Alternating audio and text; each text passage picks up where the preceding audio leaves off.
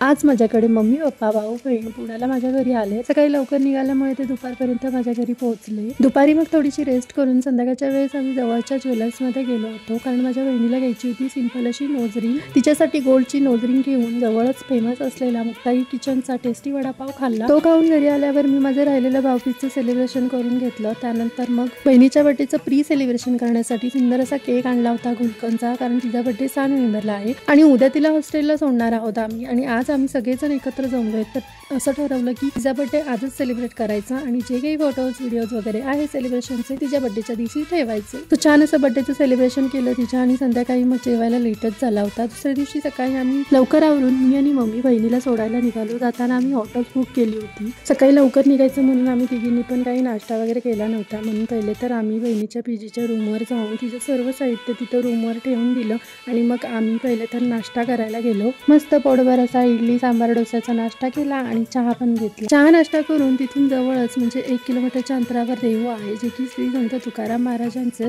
मंदिर आहे। तर तिथेच आम्ही तिघी पण जायला निघालो। आतमध्ये गेल्यावर ना खूप वेगवेगळ्या वस्तूंचे स्टॉल्स लागले होते, पण सर्वात आधी तर आम्ही मंदिरात जाऊन छान असं दर्शन घेतलं। त्यात नेमकी रविवार असल्यामुळे भक्तांची खूप जास्त गर्दी होती। गर्दी असून सुद्धा मंदिराच्या परिसरात आल्यानंतर ना मनाला खूप जास्त शांतता मिळाली आणि एकदम प्रसन्न वाटत होतं। दर्शन घेऊन बाहेर आल्यावर कपाळाला मस्त असं गंध लावलं आणि तिथे जवळच नवशा गणपतीचं सुद्धा मंदिर होतं, सो आम्ही तिथे सुद्धा जाऊन छान दर्शन घेतलं। मी तर मनातली इच्छा व्यक्त केली गणपतीजवळ। त्यानंतर आमच्या तिघींचा पण फेवरेट पार्ट म्हणजे शॉपिंग। मग आम्ही बारीक सारीक गोष्टींची शॉपिंग केली आणि दुपारपर्यंत ऊन सुद्धा पडलं होतं, खूप जास्त गरम होत होतं आणि तहान पण लागली होती, म्हणून आम्ही उसाचा रस प्यायलो। बाहेर येताना सुद्धा गणपतीचं एक मंदिर होतं, तिथे सुद्धा छान असं दर्शन घेतलं आणि रस्त्याच्या पलीकडच्या साईडला श्री संत चोखामेळा मंदिरात जाऊन सुद्धा दर्शन घेऊन आलो। इथला नजारा सुद्धा सुंदर आणि वातावरण सुद्धा एकदम मनाला भावुक करणारं होतं। त्यानंतर मी बहीण आणि मग बहिणीच्या पीजीच्या रूमवर जाऊन पहिले तर मस्त असं फ्रेश झालो आणि मग बहिणीला टाटा बाय बाय करून मी आणि मम्मी घरी जायला निघालो आणि वाटेत एवढा जोरदार पाऊस लागला आणि त्यात ट्रॅफिक सुद्धा होतं। ट्रॅफिक पार करून मग फायनली मी आणि मम्मी घरी आलो। चला तर मग मिनी ब्लॉग इथे सेंड करते, भेटू नेक्स्ट ब्लॉग मध्ये। Bye bye.